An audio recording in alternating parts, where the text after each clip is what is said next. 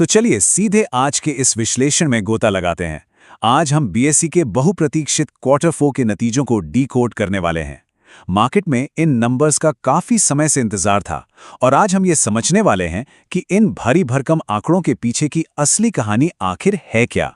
आगे बढ़ने से पहले एक नज़र आज के एजेंडे पर डाल लेते हैं। हम शुरुआत करेंगे डिविडेंड और रिकॉर्ड डेट से, फिर देखेंगे रेवेन्यू में आया शानदार उछाल, इसके बाद मुनाफे के आंकड़े जो अनुमानों से कहीं आगे निकल गए, फिर सुलझाएंगे मार्जिन का वो रहस्य जो सबको थोड़ा कंफ्यूज कर रहा है, और अंत में ऑपरेटिंग प्रॉफिट और ईपीएस पर बात करेंगे। तो चलिए पहले हिस्से से शुरू करते हैं। बात करते हैं डिविडेंड और रिकॉर्ड डेट की। शेयर धारकों के लिए सबसे सीधा और पहला फायदा, कंपनी ने प्रति शेयर पूरे 10 रुपए के डिविडेंड का ऐलान किया है। निवेश पर सीधा नकद लाभ आना हमेशा एक अच्छी खबर होती है ना। और हाँ, कैलेंडर में 10 जून की तारीख मार्क कर लीजिए, यही वो आधिकारिक रिकॉर्ड डेट है। मतलब इस दिन तक जिनके पोर्टफोलियो में शेयर होंगे वही इस शानदार 10 रुपए के डिविडेंड पे आउट के हकदार होंगे। इसे ट्रैक करना बहुत जरूरी है। चलिए अब आगे बढ़ते हैं अपने दूसरे सेक्शन की तरफ, जो है रेवेन्यू में विशाल उछाल। अब जरा इन आंकड़ों पर गौर कीजिए। रेवेन्यू का ग्राफ बिल्कुल रॉकेट की तरह ऊपर गया है और 1563 करोड़ रुपए के ऐतिहासिक स्तर को छू लिया है। पिछले साल ये सिर्फ 846 करोड़ था। मतलब साल दर साल सीधे 88% की चौंका देने वाली छलांग। और अगर पिछली तिमाही के 1244 करोड़ से भी तुलना करें तो ये 27% की बहुत ही मजबूत ग्रोथ है। दिलचस्प बात तो तब पता चलती है जब हम इसकी तुलना मार्केट के अनुमानों से करते हैं। बाजार मानकर चल रहा था कि रेवेन्यू 1470 से 1510 करोड़ के बीच कहीं रहेगा, लेकिन 1563 करोड़ का वास्तविक आंकड़ा साफ बताता है कि कंपनी ने सभी को गलत साबित करते हुए उम्मीदों से कहीं बेहतर प्रदर्शन किया है। अब आते हैं तीसरे सेक्शन पर, मुनाफे ने कैसे अनुमानों को पीछे छोड़ा, आइए देखते हैं। कंपनी ने अपने खर्चों को 556 करोड़ रुपए पर काफी अच्छे से कंट्रोल किया है, जिसका सीधा असर बॉटम लाइन यानी नेट प्रॉफिट पर दिख रहा है। मुनाफा तेजी से बढ़कर 795 करोड़ रुपए हो गया है।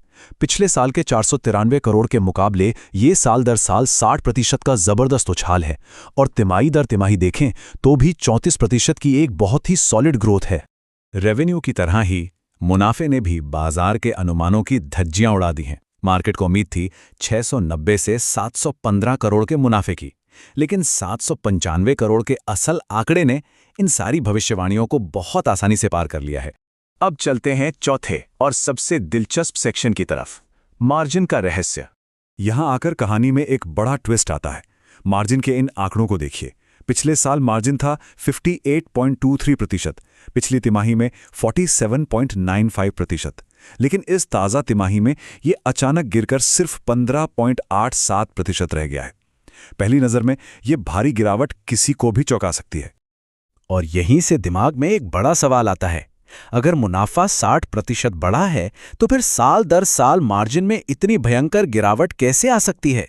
आखिर पर्दे के पीछे चल क्या रहा है? तो देखिए, इसका सीधा सा जवाब छिपा है एक्सेप्शनल आइटम्स, यानी कुछ वन टाइम एंट्रीज में।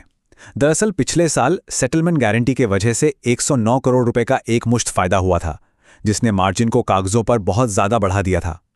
वहीं दूसरी तरफ इस तिमाही में 20 करोड़ रुपए का एक्सेप्शनल नुकसान उठाना पड़ा है। तो ये जो साल दर साल मार्जिन की गिरावट दिख रही है ना, ये असल में एक भ्रम है, हकीकत नहीं।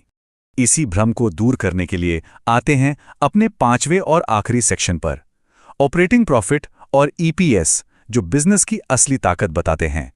जब हम उन वन टाइम एक्सेप्शनल आइटम्स को हटा देते हैं तो असली तस्वीर सामने आती है। कोर ऑपरेटिंग प्रॉफिट 534 करोड़ रुपए से बढ़कर सीधा 1073 करोड़ रुपए हो गया है। इसका मतलब समझते हैं, मुख्य कामकाज से होने वाला मुनाफा साल दर साल बिल्कुल दोगुना हो गया है। ये किसी भी बिजनेस के लिए एक बहुत बड़ी अचीवमेंट है। और कोर बिजनेस का ये शानदार प्रदर्शन अर्निंग्स पर शेयर यानी ईपीएस में भी साफ झलक रहा है।